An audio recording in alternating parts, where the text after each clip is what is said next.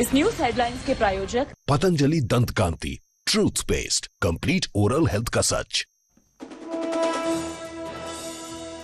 देश के चैंपियंस के साथ प्रधानमंत्री नरेंद्र मोदी की बात। कॉमनवेल्थ के पदक वीरों को पीएम मोदी ने दी बधाई। कहा, आपकी विजय आने वाली पीढ़ियों के लिए प्रेरणा, जो खेलेगा वो खिलेगी।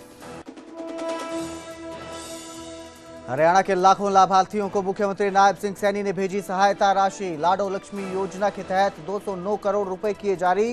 15 सामाजिक सुरक्षा पेंशन योजनाओं के लाभार्थियों को 1124 करोड़ रुपए भेजे।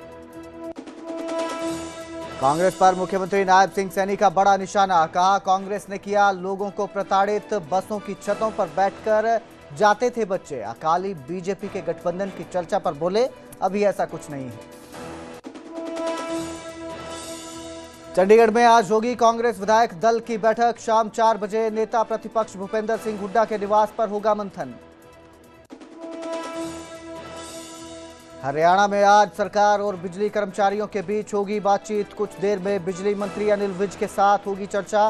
11 अगस्त से हड़ताल पर जाने की तैयारी में हैं कर्मचारी। हिमाचल में मानसून की बारिश का जबरदस्त कहर। प्राकृतिक आपदाओं में अब तक 68 लोगों की हुई मौत। 87 लोगों की सड़क हादसों में गई जान। करोड़ों का हुआ नुकसान। प्रायोजक Patanjali Dant Kanti, truth paste, complete oral health का सच।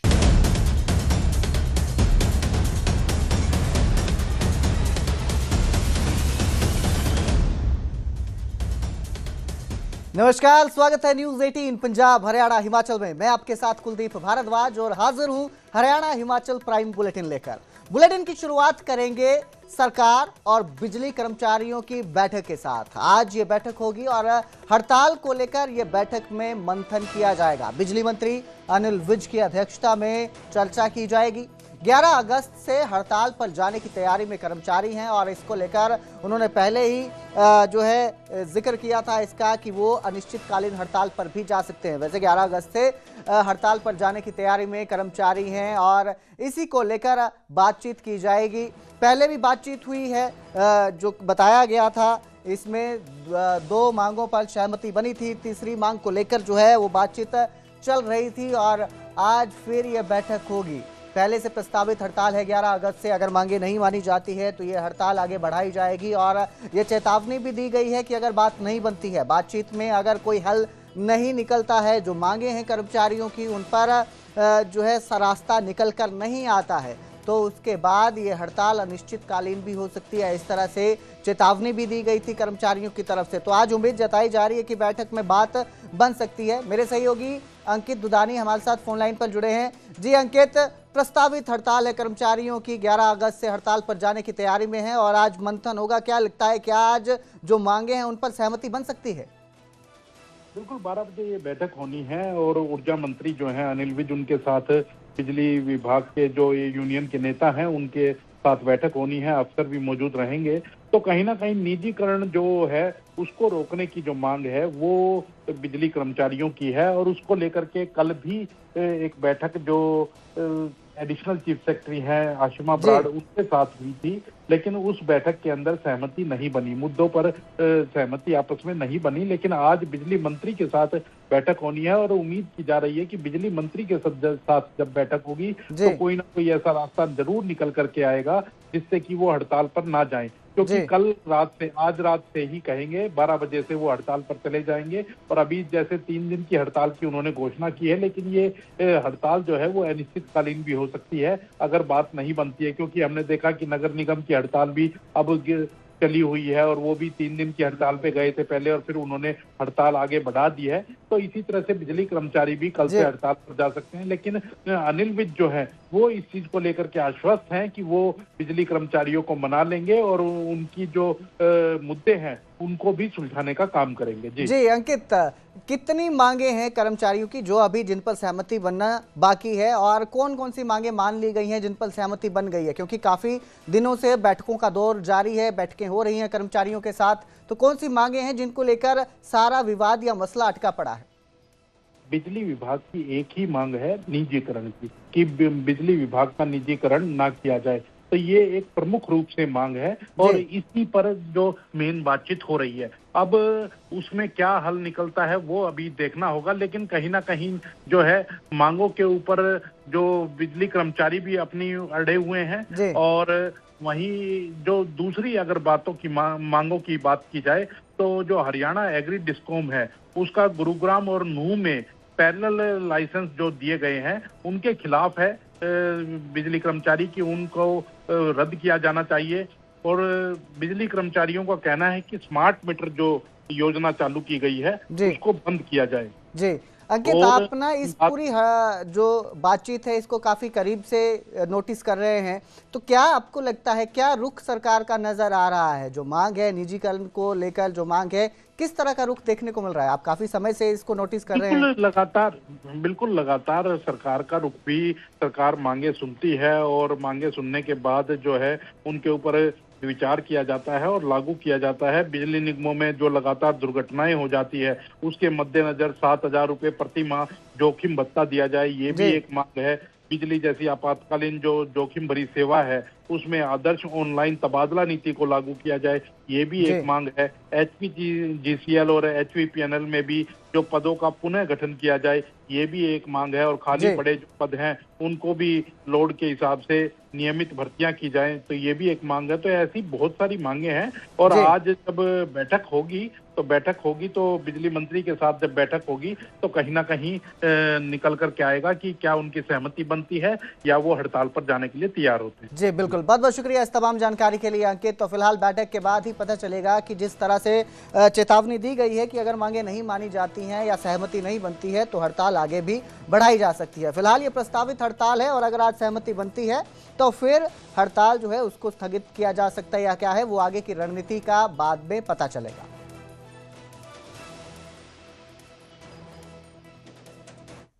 तो वहीं प्रधानमंत्री नरेंद्र मोदी ने खिलाड़ियों के साथ बातचीत की है। कॉमनवेल्थ में मेडल लाने वाले खिलाड़ियों से मुलाकात की। हरियाणा के खिलाड़ियों को भी प्रधानमंत्री ने मोदी ने जो है बधाई दी है। उन्होंने कहा कि हरियाणा के खिलाड़ियों ने जीत के पीछे की कहानी है। खिलाड़ियों ने पीएम को बताई जीत के पीछे की क्या कहानी है, किस तरह से उन्होंने मेहनत की, क्या उनकी तैयारियां थी और किस तरह से उन्होंने कॉमनवेल्थ गेम्स में शानदार प्रदर्शन किया है। शर्मिला धनखड़, साक्षी चौधरी, बॉक्सिंग है के नरेंद्र बेरवाल, सीमा कालीरमन से बातचीत की है प्रधानमंत्री नरेंद्र मोदी ने। और इस बातचीत के दौरान प्रधानमंत्री ने ना सिर्फ उनसे मुलाकात की, बातचीत की, बल्कि उनके पीछे की कहानी भी जानी कि किस तरह वो तैयारी करते हैं, किस तरह से उनके मन में क्या चल रहा होता है जब वो किसी भी मैच को खेलने के लिए मैदान में उतरते हैं। ये सब बातचीत आज की गई।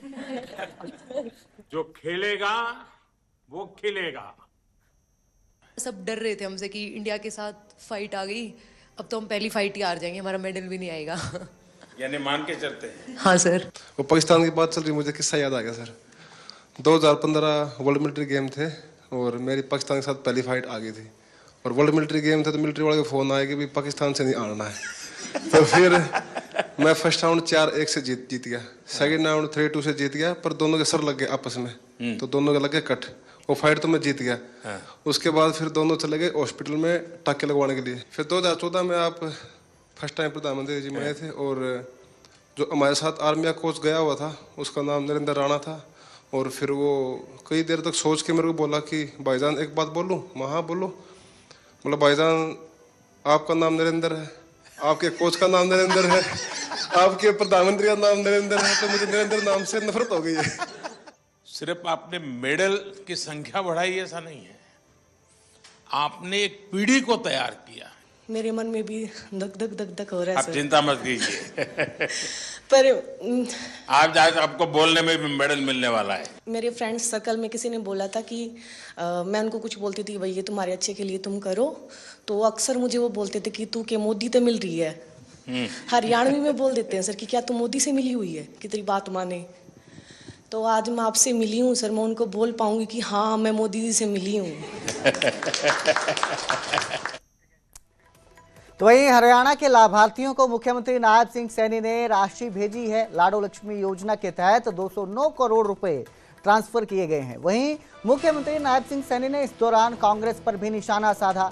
नई पीढ़ी को कांग्रेस के कुकृत्य का पता नहीं है, ऐसा नायब सिंह सैनी का कहना है। निशाना साधते हुए उन्होंने कहा कि कांग्रेस ने लोगों को प्रताड़ित किया है। कांग्रेस के समय में बसों की छतों पर बच्चे बैठते थे।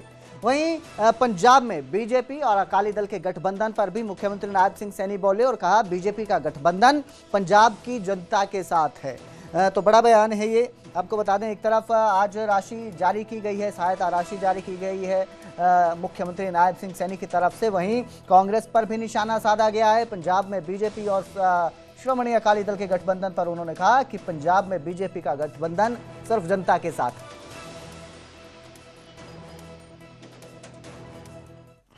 कि सरकार की जो सहायता है हर जरूरतमंद तक समयबद्ध तरीके से पहुंच रही है। इसी कड़ी में आज हम दयालु योजना के तहत 6,224 परिवारों को 234 करोड़ 77 लाख रुपए की आर्थिक सहायता आज भेजी है। आज जारी की गई आर्थिक सहायता को मिलाकर के 83,536 परिवारों को 3,152 करोड़ 48 लाख रुपए की आर्थिक सहायता जारी की जा चुकी है। हमने गत 11 सितंबर को प्रदेश में कोई कुत्ते के काटने, आवारा पशु जैसे गाय, बैल, सांड, गधे, नीलगाय के हमले से अगर कोई किसी की मृत्यु हो जाती है या दिव्यांगता चोट लग जाती है तो उसको भी आर्थिक सहायता प्रदान करने का हमने दयालु 2 योजना के माध्यम से उसको लागू किया है। अब ये पता नहीं है, नई पीढ़ी को नहीं पता इन्होंने क्या क्या किया है, और ये बताने की, उनको जगाने की जरूरत भी है। उनके समय में जब बरसात होती थी, जैसे सावन का महीना अब चल रहा है, सावन के महीने में बरसात जोर की पड़ रही, पूरा भीज गया, सिलेंडर के दौरा खड़ा। ये हालात करे कांग्रेस ने, सिलेंडर को छोड़ के नहीं जा रहा। 4-4 दिन लगातार लाइन में खड़ा रहना, ये प्रताड़ित किया लोगों को। कांग्रेस को तभी बाहर किया, परंतु हमारी नई जनरेशन को नहीं मालूम है, वो छोटे थे उस टाइम, उनको शायद नहीं मालूम भी ये अत्याचार भी कांग्रेस ने किए हैं, जिनकी कोई पराकाष्ठा नहीं रही थी। हदें पार की हैं कांग्रेस ने, क्योंकि उनके बुजुर्ग जानते हैं, क्योंकि उन्होंने भुगता है। और नई पीढ़ी को बताना कांग्रेस के उस दृश्य को हम सब की जिम्मेवारी भी है। नहीं, ऐसी कोई गल नहीं है। प्रधानमंत्री जी देश के 140 करोड़ लोगों की आवाज़ ने। अगर कोई उन्होंने मिलना चाहता है तो उन्होंने दरवाजे खुले ने, कोई मिल सकता है, मिलते हैं। राजनीतिक दल अलग अलग आप अपनी समस्याओं को लेकर के, अपनी गल को लेकर के प्रधानमंत्री जी मिलते हैं। मिलने तो किसी तो कोई आपत्ति थोड़ी है। इन्होंने तो इन्ना बड़ा पंजाब दे विच वो खड़ा करता, कहा जी उत्थे फोन हो गया जी, उत्थे टाइम मिल गया जी, यह गल्लां कर रहे ने। बई तुसी उन गल्लां ते नहीं ध्यान दे रहे। मैं तो हैरान सी। यह तो कांग्रेस ते भी वड्डे आगे निकले, 4 कदम उन्होंने भी वड्डे ईमानदार निकले ने कांग्रेस ते भी। नहीं जी, नहीं। भारतीय जनता पार्टी का गठबंधन पंजाब की जनता के नाल है, और मैं बड़े विश्वास के साथ ये गल कह रहा है, क्योंकि मैं लोगों को मिलदा। पंजाब दे विच भारतीय जनता पार्टी की सरकार बन रही है, क्योंकि कांग्रेस ने भी पंजाब दे लोगों का शोषण किया है। आम आदमी ने बड़ियां बड़ियां गल्लां कीतियां, कहंदे कि असी ईमानदार हाँ, साडी पार्टी ईमानदार है, कट्टर ईमानदार है।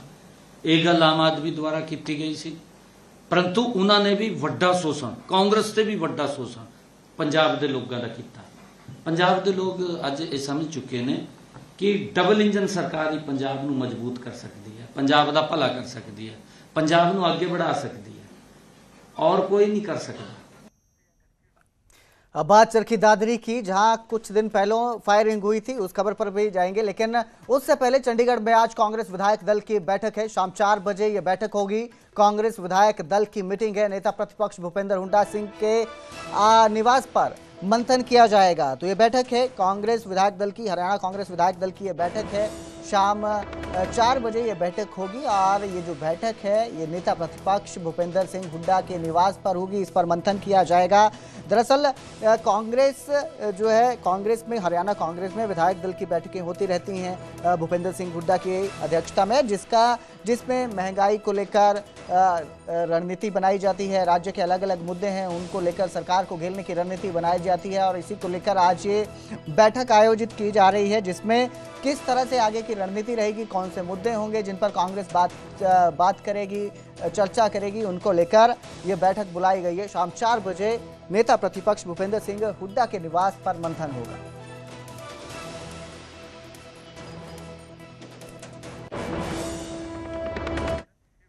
तो अब बात चरखी दादरी की है। कुछ दिन पहले थाने के सामने गैंग वॉर की करेंगे। इस गैंग वॉर में बदमाशों ने कई लोगों को गोलियों से भून दिया था, जिसमें से अब एक घायल कीर्तिमान की मौत हो गई है। गुरुग्राम के मेदांता अस्पताल में इलाज के दौरान कीर्तिमान की मौत हुई। डीएसपी साहिल ढिल्लों ने प्रेस कॉन्फ्रेंस में कीर्तिमान की मौत की पुष्टि करते हुए बताया कि अब तक 6 आरोपियों को गिरफ्तार किया जा चुका है वारदात को अंजाम देने वाले।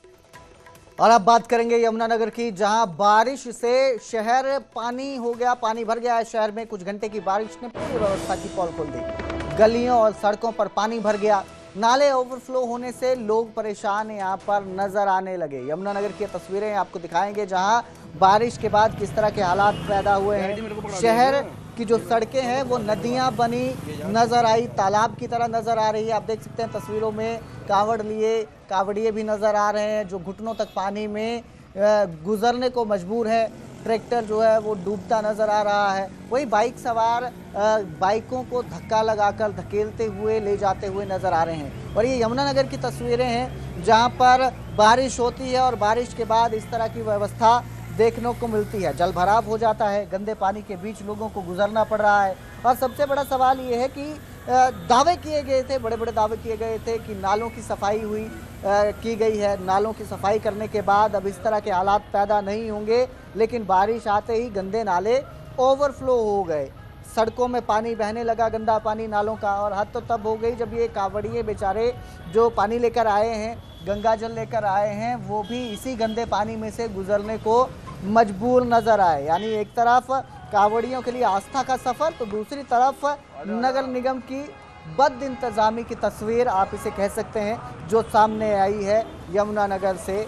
और इस वजह से जो लोग हैं, वहाँ के लोग हैं, उनकी भी मुश्किलें बढ़ गई हैं। घरों से निकलना मुश्किल हो चुका है। आप देख सकते हैं कि बाहर इतना पानी है कि नदियाँ नज़र आ रही हैं। जो गलियाँ हैं वो बनी हुई छोटी छोटी नदियों का रूप वो ले चुकी हैं। और अगर आप बाहर निकलते हैं, प्लेन थोड़ा सा इलाका होता है, तो वो किसी तालाब की तरह नज़र आ रहा है। गाड़ियाँ चलती हुई नहीं, फ्लोट करती नज़र आ रही है।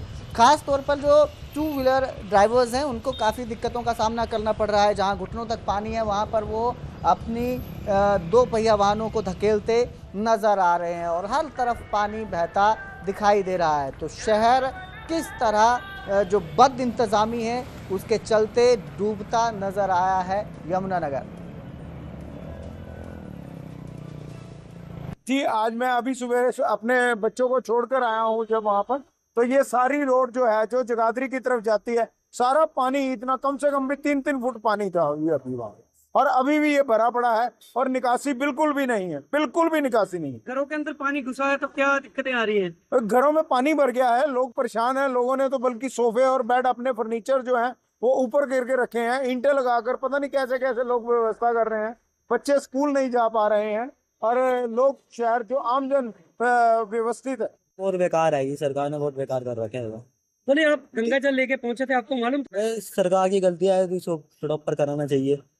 बंदे इतनी दिक्कत में जा रहे, किसकी गड्डी बंद रही तो वो कुछ बंद हो जा रहा है। कितना पानी है? ये तो जी गोड्डे तक है पानी है। क्या गंगा जल है जो ये नाले के पानी में भी टच हो रहा है, तो क्या लगता है कि पुत्र हो गए? क्या करेंगे, अब लेके जाना पड़ेगा। नीचे स्टैंड है, स्टैंड पे लग रहेगा। तो दावों की पोल खुलती साफ साफ यमुनानगर में नजर आई, जहां दावे किए गए थे कि नालों की सफाई की गई है, लेकिन नाले ओवरफ्लो हो चुके हैं। अब जिक्र करेंगे हिमाचल प्रदेश का। हिमाचल में मानसून की बारिश का जबरदस्त कहर देखने को मिल रहा है और हालात गंभीर बनते नजर आ रहे हैं। प्राकृतिक आपदा के चलते अब तक 68 लोगों की मौत हो चुकी है। 87 लोगों की सड़क हादसे में जान चली गई है। प्रदेश को करोड़ों रुपए की संपत्ति का नुकसान पहुंचा है और अलग अलग जगह से अलग अलग हादसों की तस्वीरें सामने आ रही है। चाहे आप चंबा की बात करें, मनाली की बात करें, शिमला की बात करें, लाहौल स्पीति की बात करें, हर जगह बारिश के बाद हालात गंभीर बने हुए हैं। खास तौर पर वो इलाके जहां पर लैंडस्लाइड हो रहा है, जहां पर भूस्खलन हो रहा है, इसके चलते लोगों की परेशानियां भी बढ़ी हैं, दिक्कतें भी बढ़ी हैं और इसके चलते ही कई दर्दनाक सड़क हादसे भी सामने आए हैं। मेरे सहयोगी रणबीर हमारे साथ शिमला से जुड़े हैं। रणबीर, जिस तरह से ये हालात देखने को मिल रहे हैं, अलग अलग जगहों पर अलग अलग तरह की तस्वीर देखने को मिल रही है। बारिश के चलते जो लैंडस्लाइड है वो बढ़ गए हैं और प्रदेश में कई लोगों की जान जा चुकी है। किस तरह से आप देखते हैं और किस तरह से व्यवस्था की जा रही है जो नुकसान हुआ है उससे बचने की और आगे नुकसान ना हो उसको बचाने की? जी हाँ, बिल्कुल। जो ये 68 लोगों की मौत का जो आंकड़ा जारी किया गया है, हालांकि इसमें जो कुछ लोग हैं जो आकाशीय बिजली गिरी है या सांप के काटने से जिन लोगों की मौत हुई है, इसको भी प्राकृतिक आपदा से मरने वालों के आंकड़े में शामिल किया गया है। हालांकि भूस्खलन और फ्लैश फ्लड के साथ साथ डूबने से भी बहुत सारे लोगों की जान गई है। इसके अलावा जो चिंता का कारण बना हुआ है वो लगातार जो सड़क हादसे बढ़ रहे हैं, इसमें भी 87 लोगों की मौत हुई है। जो मौसम विज्ञान केंद्र का कहना है कि आज और कल जो 2 दिन है, आज भी बहुत सारे ऐसे जिले हैं, 6 जिले ऐसे बताए गए जहां पर कुछ स्थानों पर भारी बारिश हो सकती है। तो लगातार एहतियात बरतने के लिए कहा जा रहा है। जहां तक पूरे नुकसान की बात करें तो जो संपत्तियों के नुकसान का जो रिपोर्ट जारी की गई है, उसके अनुसार 835 करोड़ से ज्यादा का नुकसान हिमाचल को हुआ है। और एडवाइजरी जिस तरह से लगातार जारी की जा रही है, उसमें यही अपील की जा रही है कि अनावश्यक यात्रा करने से लोगों को बचना चाहिए, क्योंकि इसी के चलते जो है ज्यादा नुकसान हो रहा है। और पिछले 24 घंटों के दौरान जो बारिश हुई है प्रदेश के अलग अलग हिस्सों में, तो उसका प्रभाव आप इस तरह से भी देख सकते हैं कि 124 से ज्यादा सड़कें अभी भी बंद पड़ी हुई है। जिस तरह से बारिश लगातार हो रही है उसने परेशानी बढ़ा दी और प्रशासन ने यही अपील की है कि सतर्क रहें, सावधान रहें। जिन जगहों पर खतरा ज्यादा है वहां पर सावधानी बरतने की अपील की गई है। बहुत बहुत शुक्रिया हमारे साथ जुड़ने के लिए रणबीर। अब बात सावन की करेंगे। सावन के महीने में एक और भक्त कांवड़ यात्रा पर निकले हैं तो दूसरी ओर मंदिरों में भक्तों का तांता लगा हुआ है। आज सावन के सोमवार के दिन मंदिरों में भक्तों की भीड़ देखने को मिली। कुरुक्षेत्र में भी मंदिरों में बड़ी संख्या में श्रद्धालु पहुंचे और भोले बाबा का आशीर्वाद लिया। महादेव, जय शंभू भोलेनाथ। जी हाँ, इसी प्रकार का जय घोष चारों तरफ गूंज रहा है क्योंकि सावन का पवित्र महीना चल रहा है और ऐसे में कांवड़िए अपने अपने मंदिरों में शिवालय में पहुंच रहे हैं क्योंकि आज रात 12 बजे से जल चढ़ना शुरू हो जाएगा और कल सारा दिन भोले बाबा के शिवलिंग पर जल चढ़ेगा। यहाँ पर लगातार जो श्रद्धालु आ रहे हैं वो अपने भोले बाबा को प्रसन्न कर रहे हैं। मेरे सहयोगी आपको दिखा रहे हैं कि किस तरह से लगातार यहाँ पर श्रद्धालु पहुंच रहे हैं, भोले बाबा को जल चढ़ा रहे हैं क्योंकि सावन का पवित्र महीना चल रहा है। महाराज जी, ओम नमो नारायण। ओम नमो नारायण, हर हर महादेव। सभी भक्तों को श्रावण मास की बहुत बहुत बधाइयाँ। आज श्रावण मास का ये द्वितीय सोमवार है कृष्ण पक्ष का।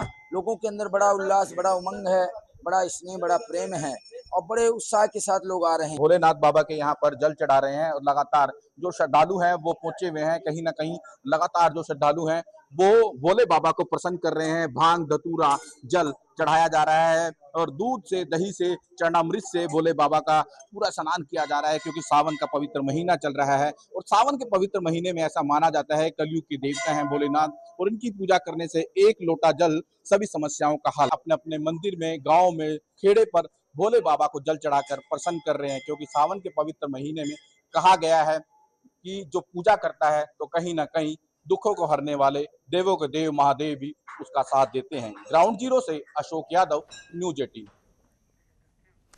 फिलहाल रुक रहे हैं एक छोटे से ब्रेक के लिए। ब्रेक के उस पार भी न्यूज 18 पर खबरों का सिलसिला इसी तरह जारी रहेगा।